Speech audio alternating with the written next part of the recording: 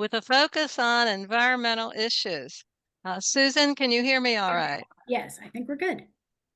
My name is Jane Hepting, and I'm the president of the Lake County Conservation Council.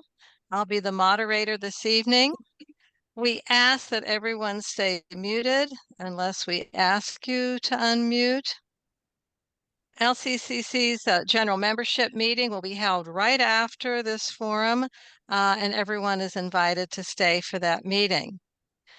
For our candidate meet and greet, I have two helpers. Susan Fetter is handling the slides and will monitor the chat box. Please place in the chat box any questions you have. We will address those questions later tonight.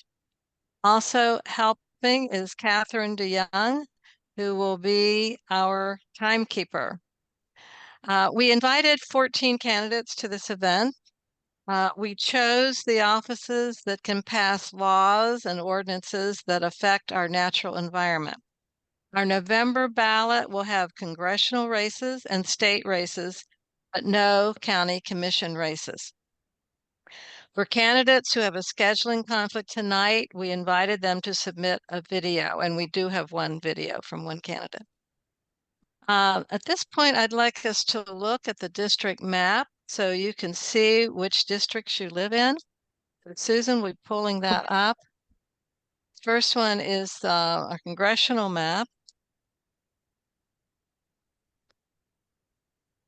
And I see someone needs let in. Let's see.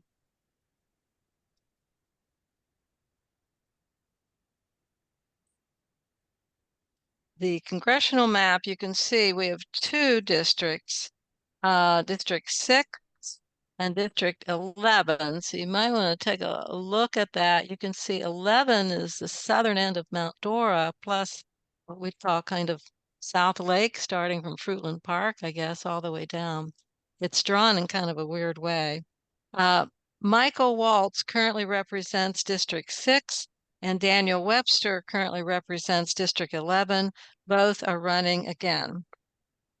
Now let's go to the state map. The state map shows that all of Lake County is in State Senate District 13, currently represented by Dennis Baxley, who is stepping down. The map also shows that Lake County is divided into three state house districts, 25, 26, and 27. Only one incumbent is running, and that is Taylor Yarkowski, who currently represents District 25. The other six candidates are newcomers. I'd like us now to look at the list of candidates that we invited tonight. We tried to list them in the order that they will appear on the ballot. The Republican candidates are listed first because that is the party affiliation of our governor. Evidently, that's state law. You go with the party of the sitting governor. I will call on candidates in the order listed. Each has been asked to present a statement up to 5 minutes in length, introducing themselves and addressing conservation issues. Our timekeeper, Catherine, will hold up a 30-second warning sign, and you should probably state, Catherine, just 30 seconds. And then at the very end, she'll put up an end sign. She'll let you finish your sentence, but then, Catherine, please state time's up. All right, let's get started. First, we're going to look at U.S. Congressional District 6. I'm going to call out names, and if they're here, please let me know. Michael Waltz, I don't believe he is here. James David Stockton, is he here? Richard Paul Dembinski, is he here?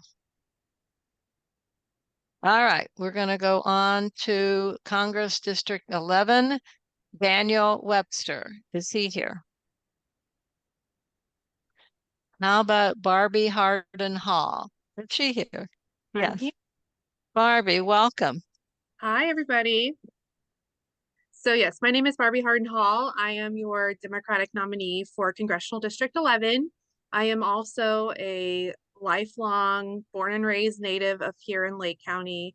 So this subject and the work that you guys are trying to highlight is incredibly important to me because this is truly my home. And other than that issue, I would say, I'm running because I noticed roadblocks and bureaucratic red tape at the federal level that just was not getting addressed. We have a Congress that is too worried about political games, political wins and losses, as opposed to actually getting things done that are going to affect people's lives. And I saw how it affected my life because my son was diagnosed with a fatal rare condition and then ended up passing away. And I saw the things that were not being addressed. My main focuses are protecting a woman's right to health care, making sure that we not only protect, but also strengthen Medicare and Social Security, but also dealing with the unaffordability crisis that we're all seeing, especially here in Florida. And that is most affecting everyday working middle class Americans like myself. I feel like that is something that we don't have at the federal level is an accurate representation in Congress, in the Senate of middle class working American voices that are really and truly being affected by the things going on at the federal level. So to me, that's very important that we have that in Congress, and that's something that I really do want to provide. Now, more specifically for the topic that you guys wanted us to address, like I said, I'm a lifelong Lake County resident, and I have seen the sprawl. I've seen what I feel is the overdevelopment, and I really believe that we're always going to have development, but it has to be responsible development because once our natural resources are gone, we cannot get them back. And I think that we are truly seeing the effect that deregulation and allowing companies and corporations to do whatever they want without the regulation from the government is how we have things like the issue that we saw out in Lake Apopka and then the decades of trying to get that resource back and how it stretched even all the way to Mount Dora, which is where I live. And I think that we're also seeing a lot of the natural habitat, the, our animals, our orange groves. I was just telling somebody the other day that I miss being able to go out in the wintertime and smell orange blossoms. And I don't do that anymore. And it's really hard to see a lot of the pavements of these things that make our area so amazing. And I think really play into our economic value. And we're seeing the climate crisis really start to affect Floridians, but it's only going to get worse if we don't address it. So I think that's something that we have to address. We can no longer just ignore it. We can no longer act like it's not happening. So it's something that it's incredibly important to me that we address that for our future. Excellent. Thank you very much. Next, we'll move on to the U.S. congressional, or excuse me, the state Senate race, which is District 13. Is Keith True now here? All right. Stephanie Dukes, I know she's present. Stephanie, you have the floor for 5 minutes. Thank you. Thank you for the invitation to speak to you this evening. I really appreciate it, each of you, for taking your time out this evening to hear us. I want to begin by telling you that I am a native, born and raised here in Florida.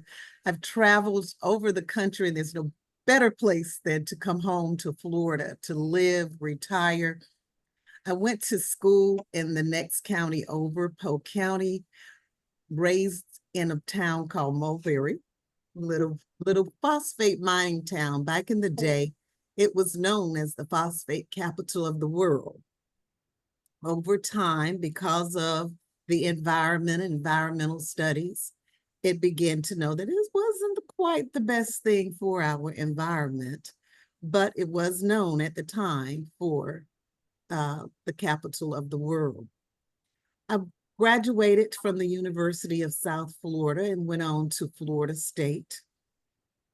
I'm a retired educator and I enjoy learning new things. So Not only am I looking forward to sharing my passion with you, but I am looking forward to learning things from you.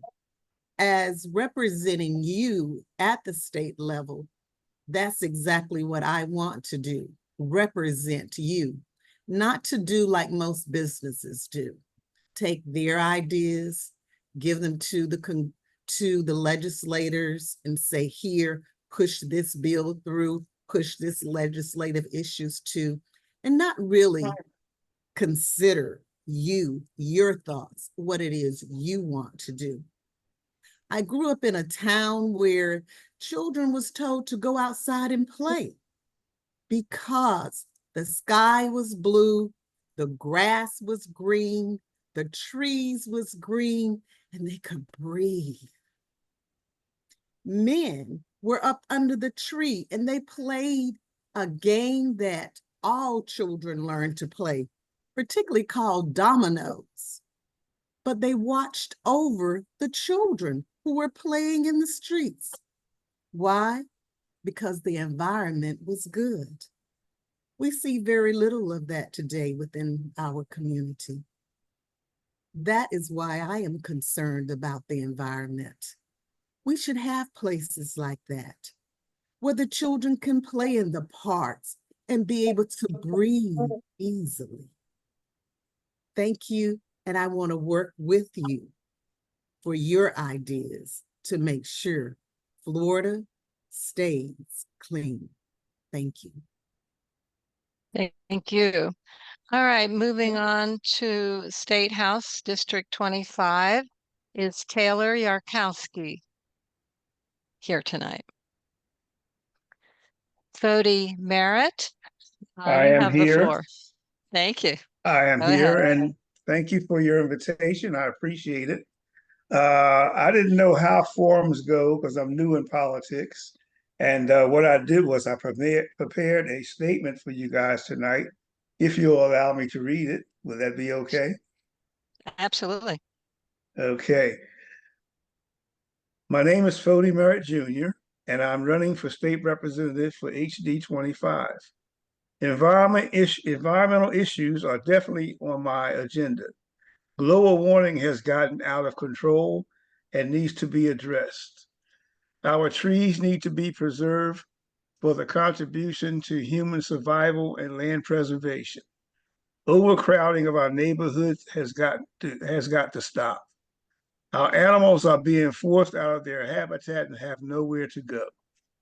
If elected, I will do my best to address these issues in Tallahassee. I believe that we can make a difference. So I'm asking for your support and, more importantly, your vote to help us make a difference. Thank you.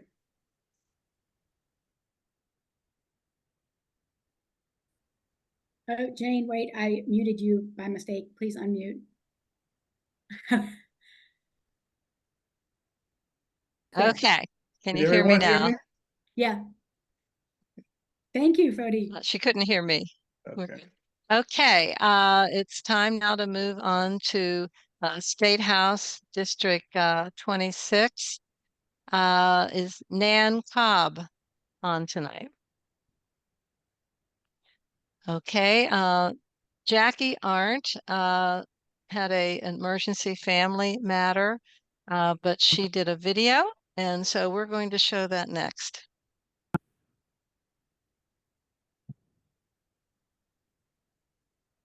Thank you for the invite to tonight's Lake County Conservation Forum.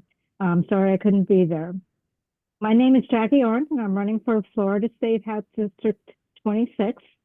A little bit about myself. I'm active with the Lake County Democratic Party. I'm secretary for the Golden Triangle Club, and I'm also a precinct captain. But I'm really proud of the fact that I was the founder and president of the Democratic Environmental Caucus. I'm also involved in nonpartisan groups such as the LCCC and Sierra Club. And I also work on the Right to Clean Water Petition Initiative and also the No to Two amendment, which is no2.org, if you're interested in looking at that. As you can tell, the environment is going to be at the top of my platform. We are losing our natural lands to unmanaged growth. Our leaders are not thinking proactively about the impact this will have now as well as in the future. Wildlife is impacted, water is impacted, our health is impacted.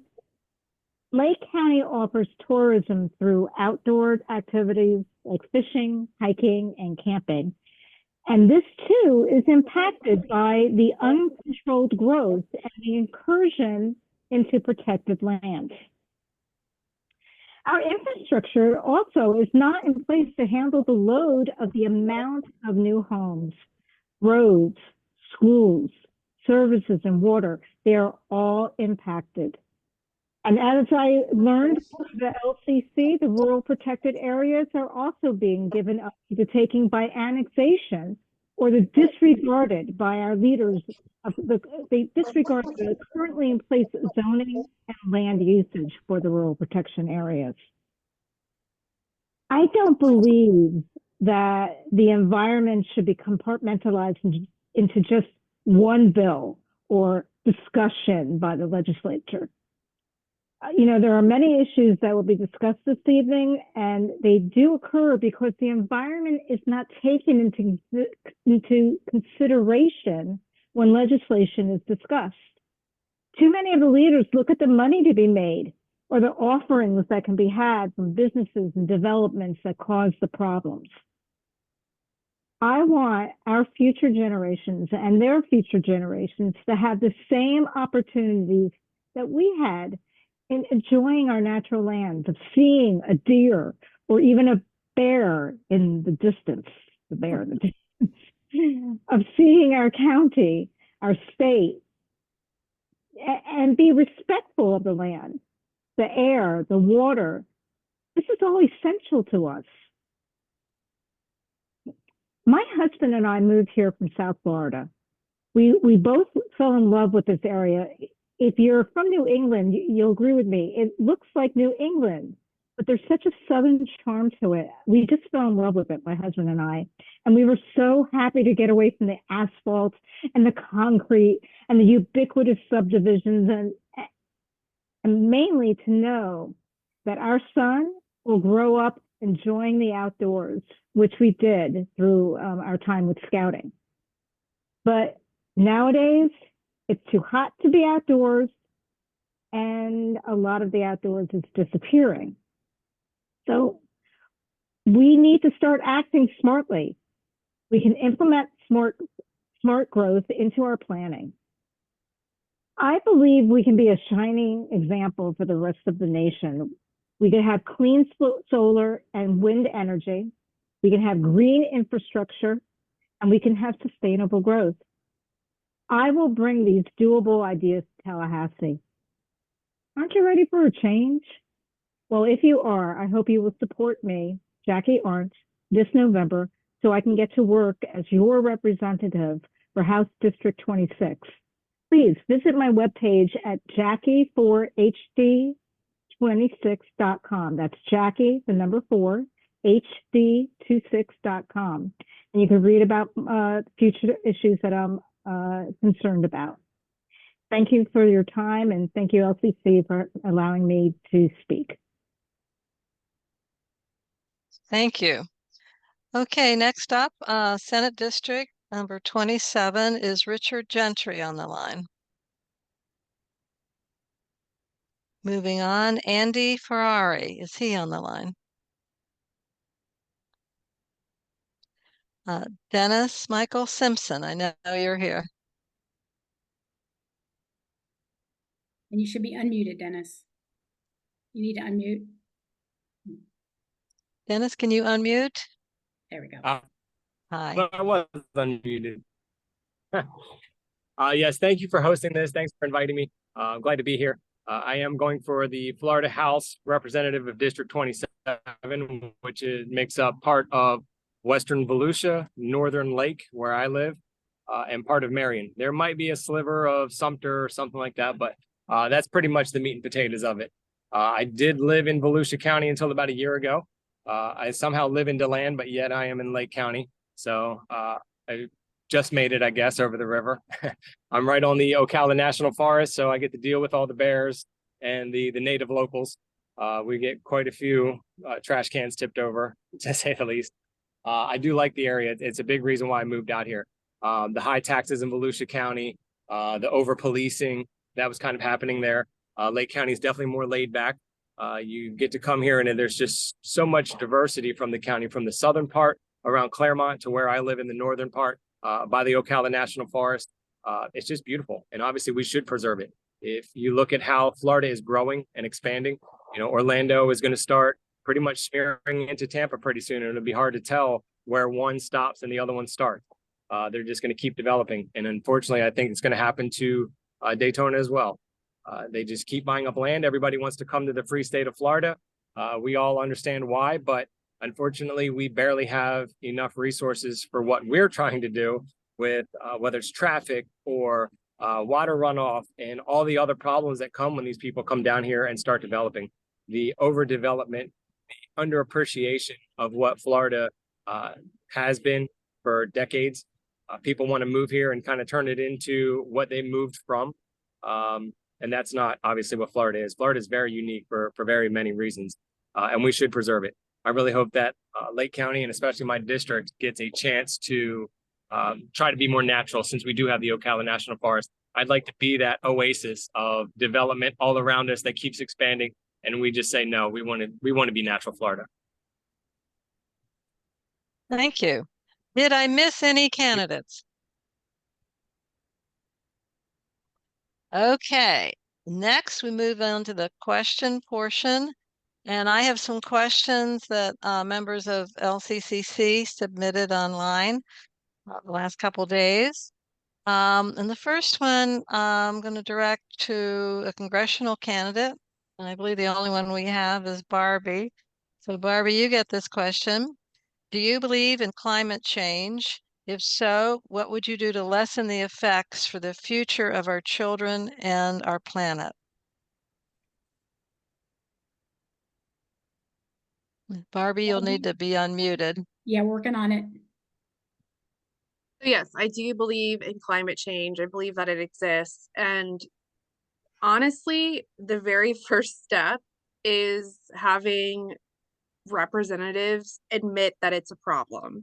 Because right now, the fact that we have so many still denying it and ignoring science is, to me, ridiculous, because we cannot fix it if half of our representatives and half of our leaders in government believe that it's not an issue. Because I feel like, especially here in Florida, everything aside, even the people who are only worried about the financial aspects, is our economy is really wrapped up in our climate. And a further destruction of that climate is only going to affect us economically, as well as everything else that we care about. So I believe our very first issue is we have to have these people realize and admit that there's an issue. And thankfully, at the federal level, we haven't seen what's happened here in Florida, where it's basically removing any mention of it in the government. But I think that in order to address it, we have to move past it for some reason being a partisan issue or being a political issue, because it has to be addressed, and it has to be addressed now. Thank you. Okay, next, I'll address this to a state Senate candidate, and the only one on the line is Stephanie Dukes. Stephanie, your question is, do you believe wildlife habitats are threatened? If so, what would you do to provide a safe haven for wildlife? Thank you for that question. Yes, I do believe that the wildlife is threatened. I remember specifically when I was a little kid, in our community, a Black Panther actually went across the bridge in our community. The bridgeway was such that there could only one car could pass at a time across this bridge. And while we were stopped, a Black Panther crossed. Well, because of the development in that area, the natural migration of the Black Panthers no longer in that area. So there is definitely evidence with the growth that we have to manage that and look at the natural pattern and figure out how do we live in our areas, and how do we protect the migration, the natural path. I remember feeling frightened. I remember thinking that where the Black Panther was going was still in our neighborhood. And I did not realize that we had Black Panthers in the neighborhood until my grandfather told me, oh yes, that is really how they could tell when it was going to be a bad hurricane season, by how the animals actually moved through the area. I do believe that we need legislation to protect those natural habitation of how they move. And really, I believe, if I'm not mistaken, there was a legislation piece similar to that, that talked about the migration through Florida for the animals as they move throughout the state. And that piece of legislation did not go through last legislative session. So when I am elected this session, I would reintroduce that so that we can make sure that we protect those areas so that we can have the migration as well as the mating seasons protected. Thank you. Well, thank you. All right, let's move on to the state representatives.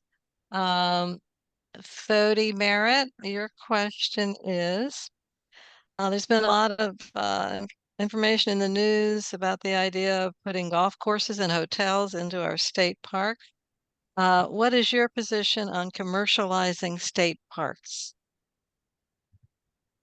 Well, first of all, I think it's wrong, just completely wrong.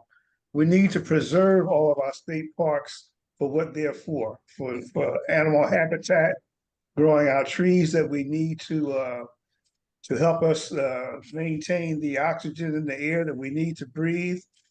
And I think that there should be a way that we can get together and actually solve this problem, but we need to get the experts. I would have a team to get the experts together to know what they're doing, and the ones that have facts to back up their statements and put them out there to solve this problem. Thank you. All right, last question I'm going to pose. I'm going to pose it to Dennis Michael Simpson. And the question is, what is your position on annexing and developing our lands that are located within our rural protection areas? I don't want to see any more development, honestly. I think that we are overdeveloped. It seems like the same developers throughout the state of Florida are continuing to put up the same kind of cookie cutter 3 to 4 story apartment buildings. You know, they're packing people in as much as they can. And again, we're losing the natural Florida that we've grown to love. So no, I would not agree to the golf courses on public lands. There's enough golf courses here in Florida, and obviously the overdevelopment in rural areas. Small farms really should be praised and cherished and promoted. And honestly, everybody should start a garden as fast as they can. You get a more appreciation for your food, where it comes from, the hard work and I promise you, anything that you grow yourself will taste a lot better than anything you buy at the store. Thank you. All right, I'm going to turn this over to Susan, who's been monitoring our chat box. So Susan, do you have some questions? Well, I don't see any questions in the chat box yet. I will tell folks we have a little bit of technical difficulties around muting and unmuting, which the candidates have been handling quite admirably. So if you want to ask a question, you need to put it in the chat window so that I can unmute you. So please put your questions in the chat window. In the meantime, I will pose I have a question I would like to ask, answer from, all three of the Florida House candidates. Florida House Representative candidates. Right now, we have this problem going on in the state of Florida that there's overpumping of water in our springs.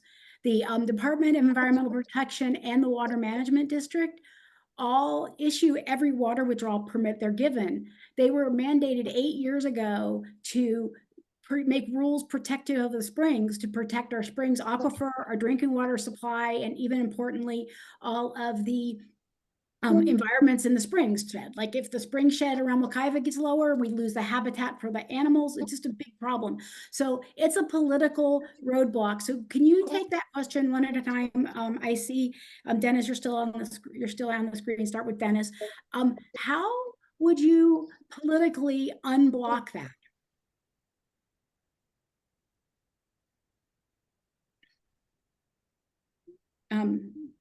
He's Dennis, muted. you're mute. Oh man, I apologize, everybody. This mute problem is not good. Dennis, where do we get the ask to unmute from you? Stephanie, you're not muted. Go ahead and go, and then I'll bring Dennis back. Okay.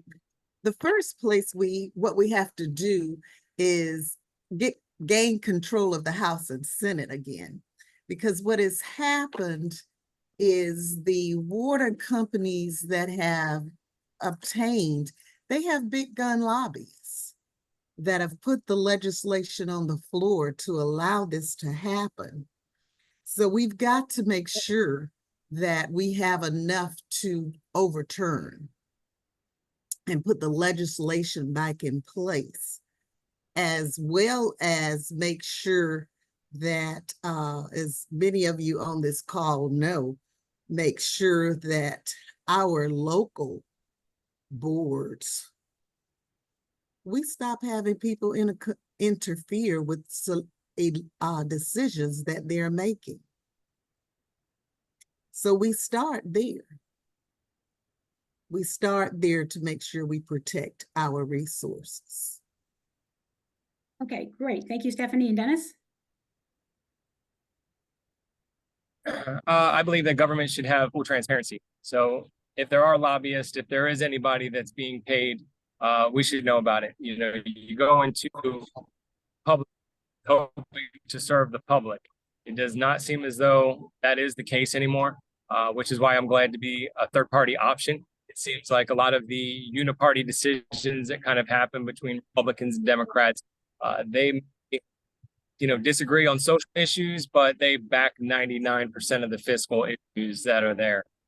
So I wouldn't be surprised that anybody would either toe the party line or completely sell their people out. And I think that government transparency is the number one way. The freedom of the press, people should, be investigating things and putting this out on the news instead of trying to hide it. The press now does not seem to care about what the true locals care about. And it's really just a systematic issue that society is allowed to happen. And thank you. And Fody. Well, that's part of my campaign that I'm running, and my main concern is one thing, and I think it's a legal one, but I'm not sure. I think that we need, if I'm elected, I'll have to get a group of lawyers together and find out whether I'm right or not. But I feel like that these people that have these permits that come in here and pump our water out, and then millions of gallons of water, then they bottle it up, and then they sell it back to the public for a profit. There's something wrong with that, and there should be something illegal about that. But you're gonna need a legal force to go into that to find out whether I'm right or not. But I think there's something illegal about that. Hey, thank you, Fody. Eileen T. Barbie Hardenhall has a comment to address that question. Please go, Barbie.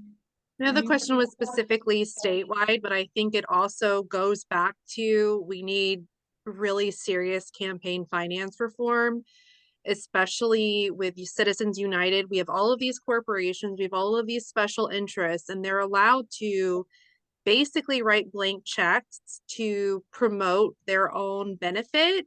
And it's going to politicians so that they can then get the checks, they want the legislation, they want the lobby. So I think that this all goes back to, we really have to address campaign finance reforms at both the federal and the state level to get some of these special interest dollars that again come back and affect our environment, affects everything that we're seeing as far as developers, overdevelopment, issues with our water, issues with our air. Money speaks, and right now it's speaking too loudly. Mhm. Okay, great. Catherine has a question for Dennis as a follow-up to his previous answer. Catherine, you should get a prompt to unmute. I did. Can you hear me? Yes. I can. Great.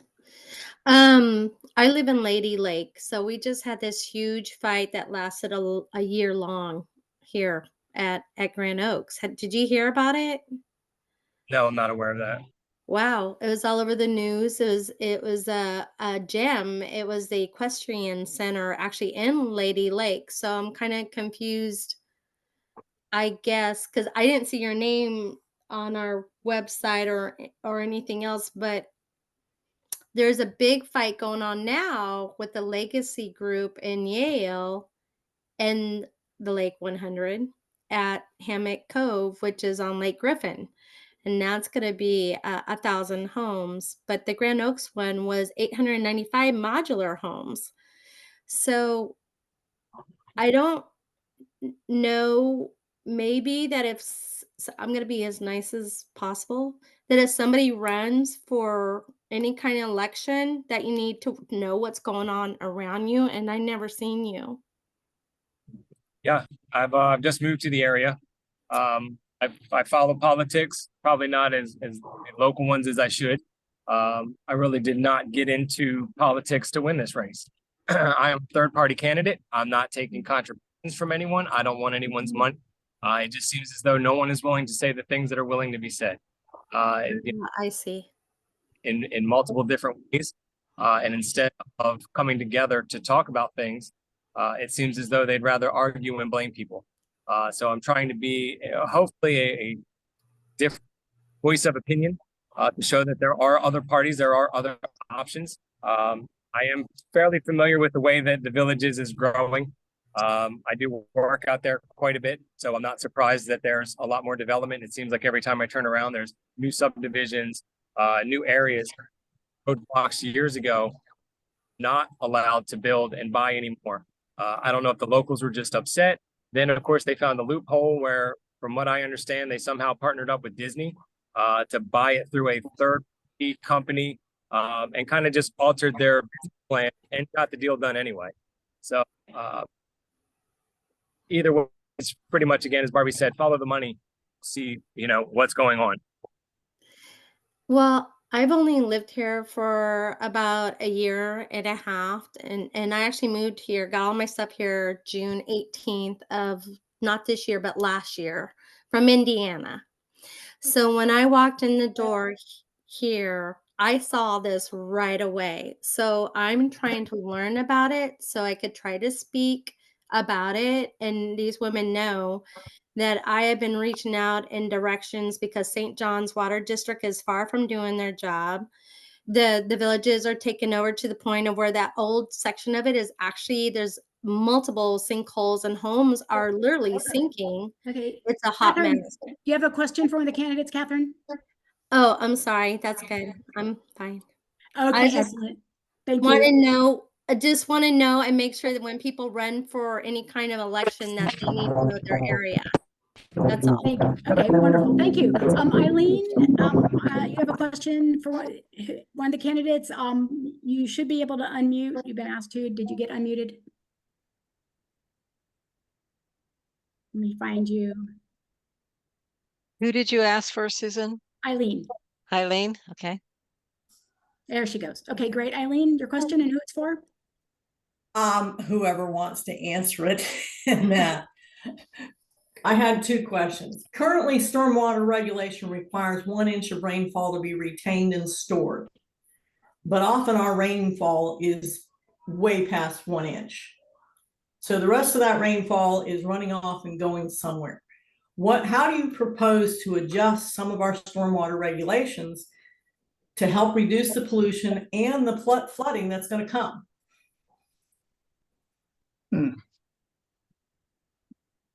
Candidates, you should all be unmuted. If you want to take a crack at it, go ahead.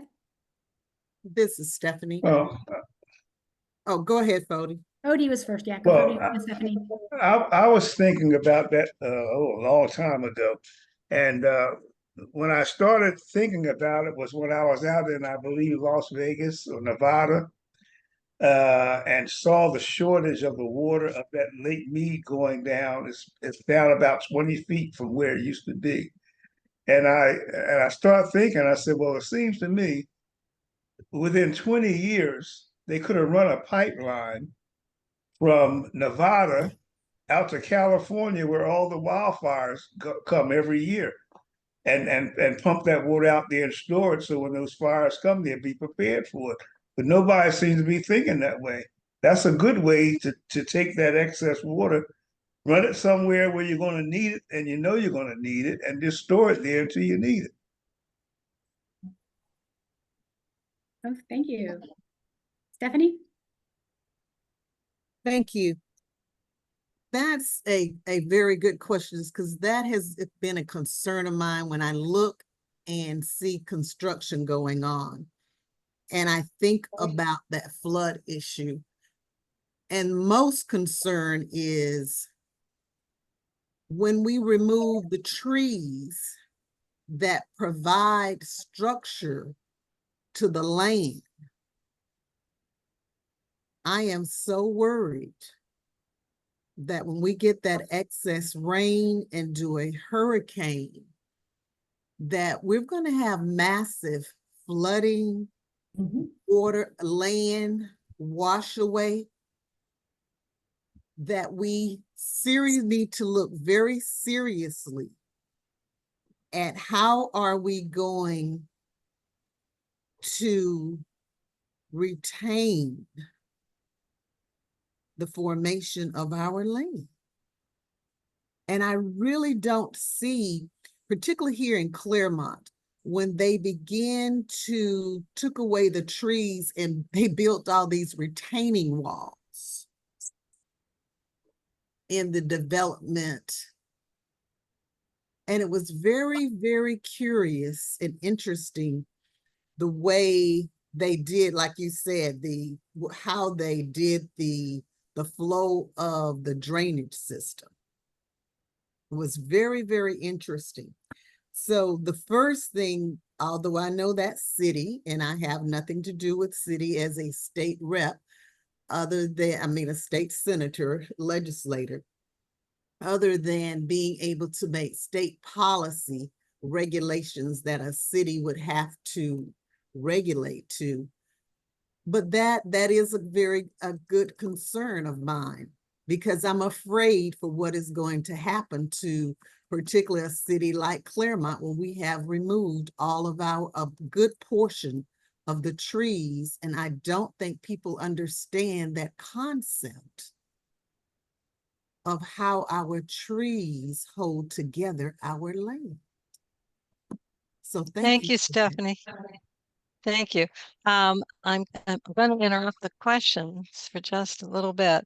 I see that another candidate has joined us, James David Stockton III, who's running for U.S. Congress District 6.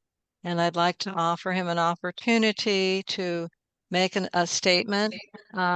He would have up to 5 minutes. And so you can talk about your campaign, what your values are, but please focus on environmental issues. Would you like to do that, Mr. Stockton? Good evening, everyone. Can you hear me? Yes. Yes. Okay, wonderful. Well, yes, as you heard, my name is James Stockton, and I am running for Congressional District 6 here in the state of Florida, which encompasses 6 counties, actually, and they comprise of Marion, Lake, portions of Lake, Volusia, Flagler, St. John, and Putnam. And as I was listening and hearing in regards to environment, that is one of the issues that is very important and near and dear to me as part of our platform also. is the concern of this rapid growth, this rapid building, and how it's affecting our communities with the flooding. Also, from a federal standpoint and federal level, one of the things that we would want to make sure that we would do as part of our campaign is making sure that Florida's coastline especially is discussed and talked about in regards to our hurricanes and things of that nature. So not only do we have flooding issues coming in from global warming and the warming of our oceans, but we also have flooding from building and runoff water into creating new swamplands or overflown properties because of the building and how they're building up the land for new projects, and they're not thinking about runoff water. So that is one of the concerns that is very near and dear to my heart. And I see this big light. I do, forgive me. I'm also a pastor, so Wednesday night is also our Bible study night. So I'm toggling between both rooms here at the church. But that is a big concern for several of our areas and our communities where there has been such rapid growth, along with environmental situations in regards to climate change and things of that nature. So those are all conversations that I'm being continually educated about, working with environmental leaders from Stetson University and alike, just being completely transparent that I don't know everything about environmental issues in our district, but I do know that it's a very great concern for a lot of our constituents. And I am purposed and set myself to become as educated as I possibly can from everything from our drinking water because of it being polluted by our fertilizers and things of that nature, that especially our big HOAs and gated communities are fertilizing their grounds, from the building projects to over in Marion County where horse fertilizers and things of that nature is seeping down into our water tables, and the algae blooms that are being developed in our springs and things of that nature. And I think that from a federal level, continual and purposeful conversation about it is very much needful. And that's something that I want to bring to Washington, D.C. on behalf of our constituents in District 6. So thank you again for allowing me this moment to share my thoughts in regards to environment. Thank you. I'll turn it back over to Susan. Are there any more questions in the chat box?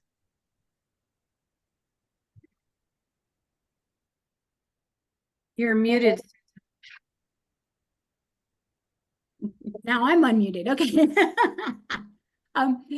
So Catherine DeYoung has a question. I think we'll wrap up with this one. It's a good one. And I guess we'll give all the candidates an opportunity to answer. Okay, last week, Governor DeSantis announced that the state is giving over $122 million for rural infrastructure. And it looks like this money is going to be distributed through the Florida Department of Transportation. Infrastructure is more than just roads. What areas, if you're elected, what areas of infrastructure would you fund? This is Stephanie. Thank you. Thank you for that. Being an educator, infrastructure is, and we saw during the pandemic, one of the infrastructures that took a hit and brought to our attention was broadband. It took a hit.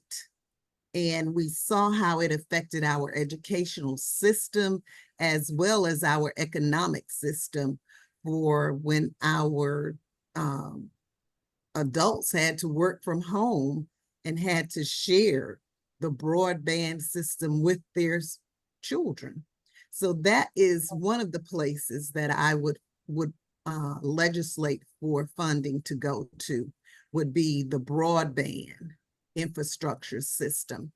I was very upset when for the number of children that our educators here in Lake County that had to physically, even our superintendent had to go out and look for, because they did not have internet access.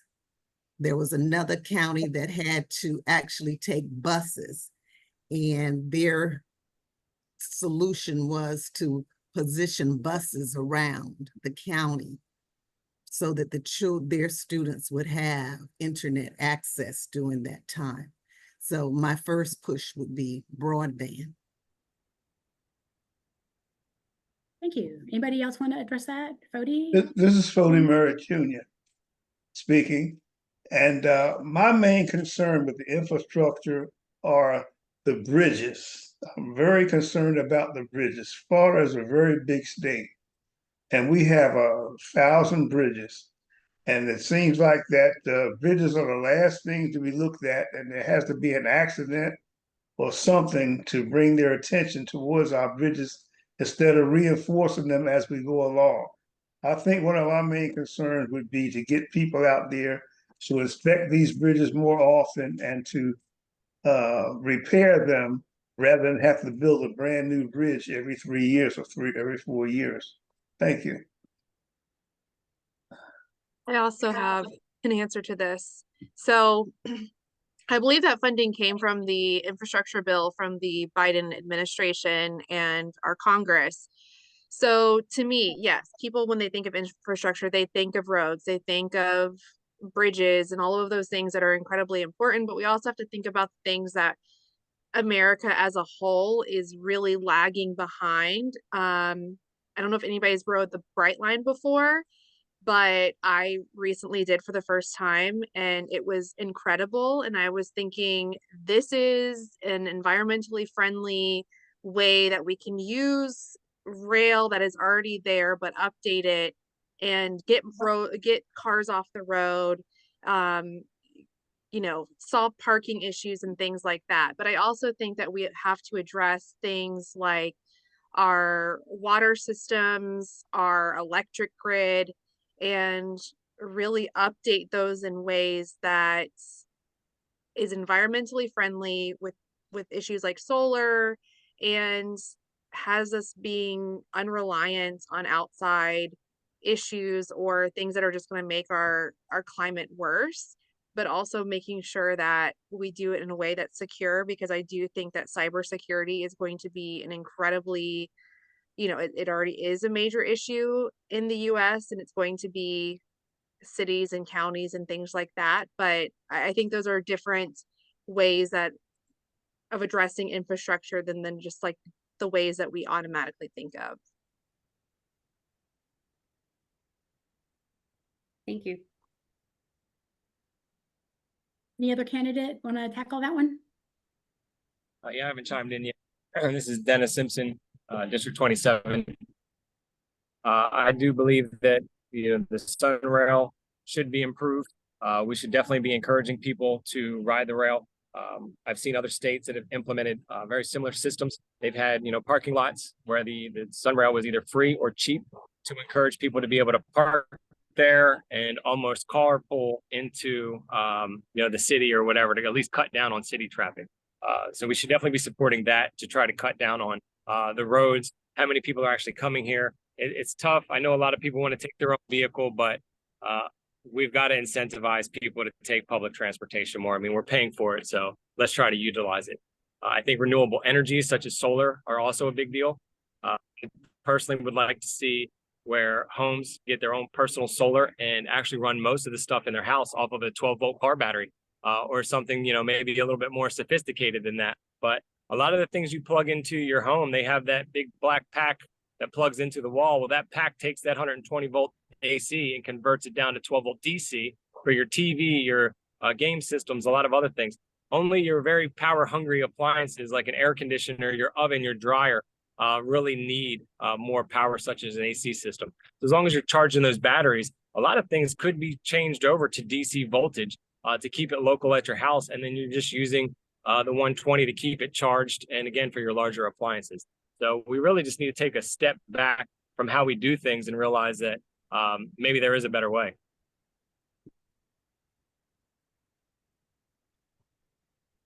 Thank you. All right, we do have one more question. Eileen, let me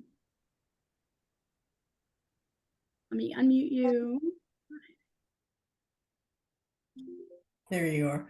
My question was, where to go? For anyone, our lower income and disenfranchised communities are often hit the hardest with environmental challenges or issues, depending on how you want to look at them. And they often have the least resources to help themselves. How would you propose to be more equitable and help these communities?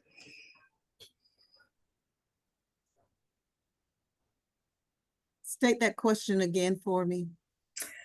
Basically, our lower income and disenfranchised communities are often hit the hardest with environmental problems, whether it's flooding, energy, all the things like that. And they don't have the resources to help themselves like some of the other communities.